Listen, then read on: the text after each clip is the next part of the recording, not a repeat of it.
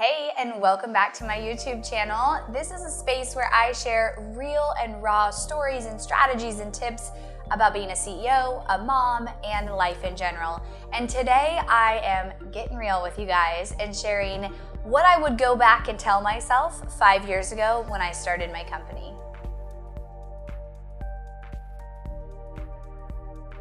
The first thing I would go back and tell myself is the importance in trusting myself.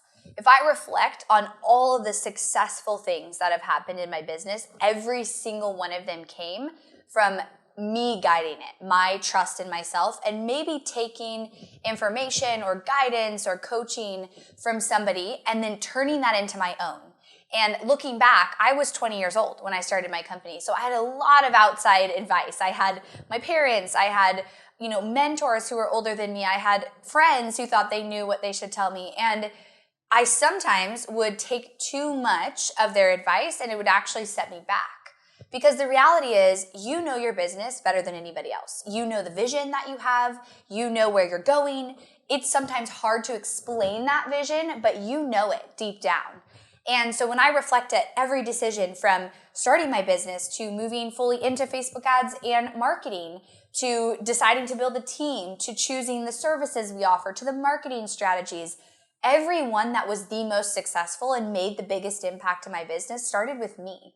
And then maybe I had advice or other things out there, but I would take those and mold them to my own vision, my own intuition. And I think as an entrepreneur, as a visionary, there's a lot of validity in your intuition, into the vision that you have, and to listening to that more and letting the noise calm down a little and turning that noise down around you and really focusing in on that. And the more you grow your business, the more noise there's going to be. There will be books, podcasts, information, mentors, coaches, your family, your friends, who all have something to tell you. And it's not that their advice is bad, it's probably good advice, but the problem is when you bring it into the context of your business, it can really mess it up and it's not the right choice.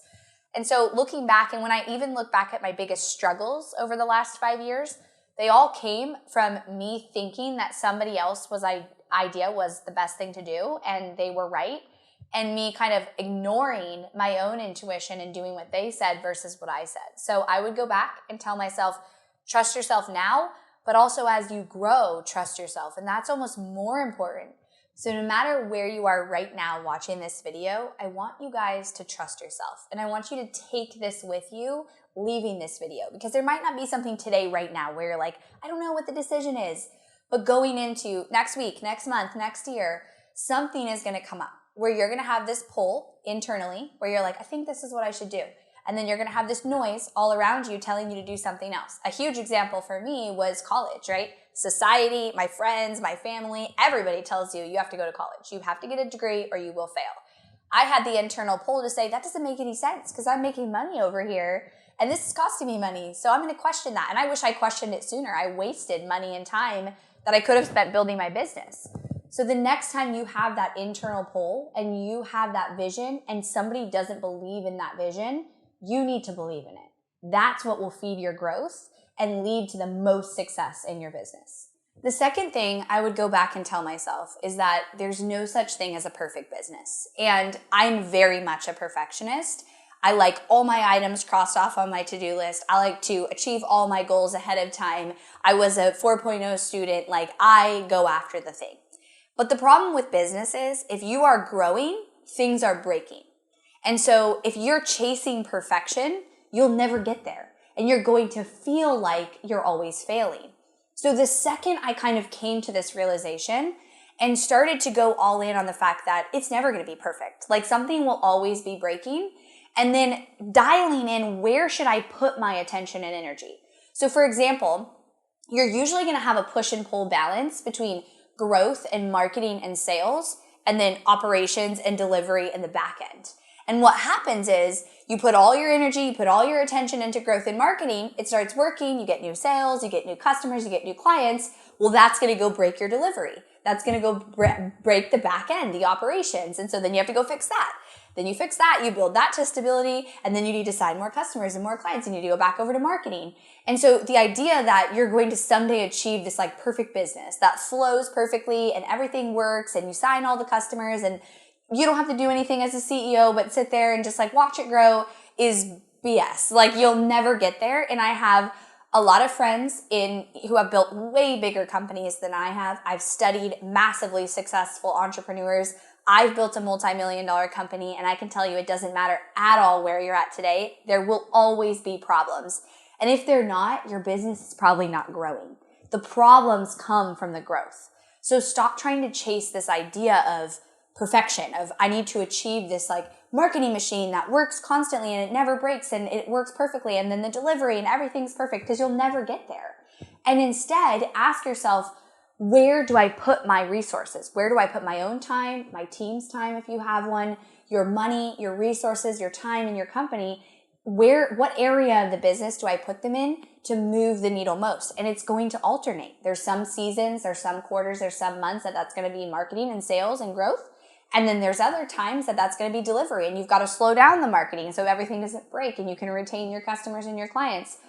Finding that balance and then guiding yourself and eventually your team if you have one, that's the true key of leadership. You have to decide where to use your company's resources, because it's absolutely impossible to put it everywhere all the time.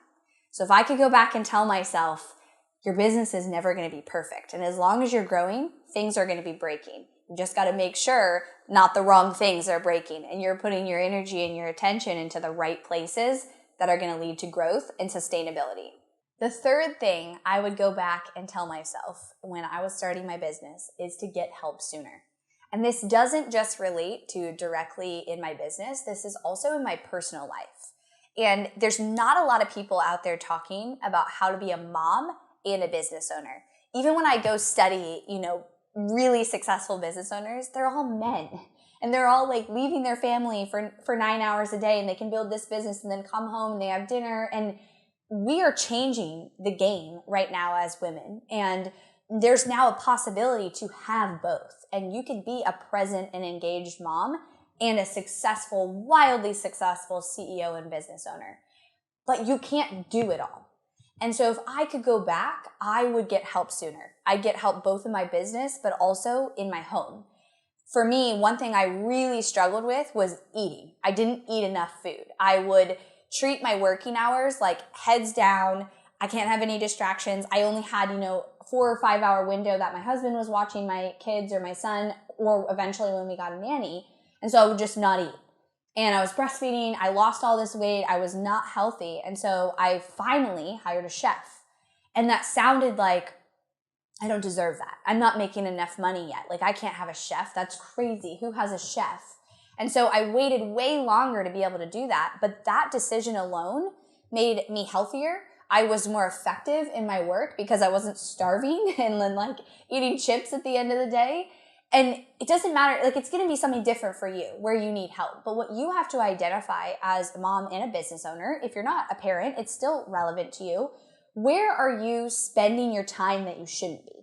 And one thing that a lot of people look to me for is the fact that I've created a life where I am present with my kids. I check those boxes. I am very present, very engaged with them. I never miss a school event. I take them to school every day. I'm there when they get home. I feel like I'm a very engaged mom and my work doesn't distract me. I've also built a multi-million-dollar company, and I have a team of 25 people that I have to have payroll and I'm responsible for. I'm also extremely healthy. I work out 7 days a week. I go for a walk. I eat healthy. I have a great marriage.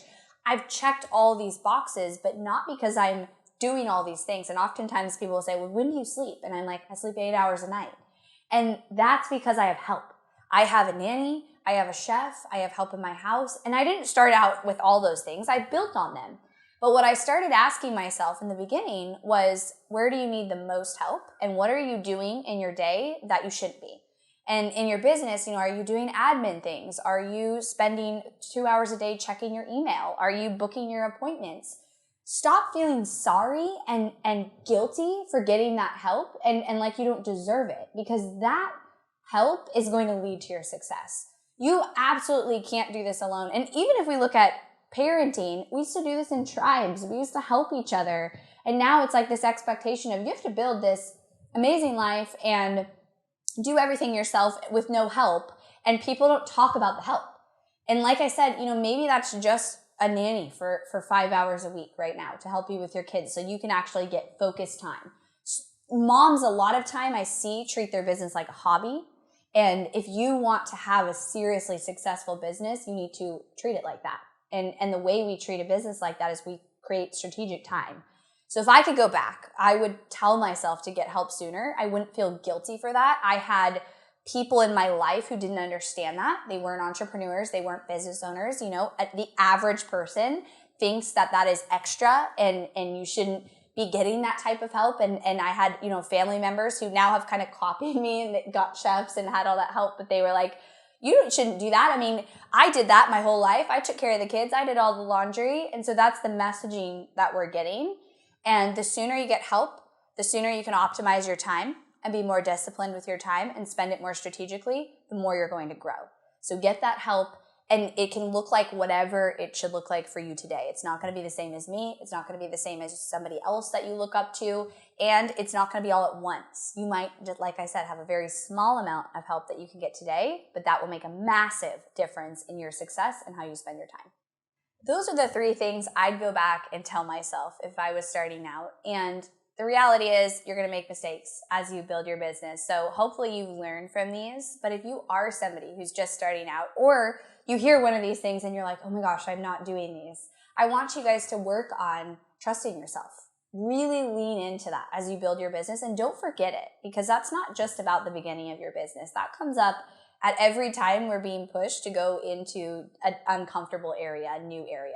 And the sooner you accept that your business isn't going to be perfect, the faster you're going to move forward, the faster you're going to focus on what's the most important and stop trying to kill yourself doing everything all the time.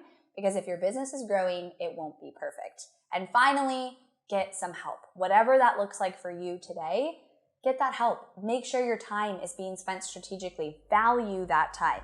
I'd love to know in the comments if you want to know more about how I get my help, or you have questions around that, or maybe you've gotten help and it made a massive difference for you. Let me know in the comments, and make sure you subscribe to my channel. I've got a new video coming out next week, and I'll talk to you guys then.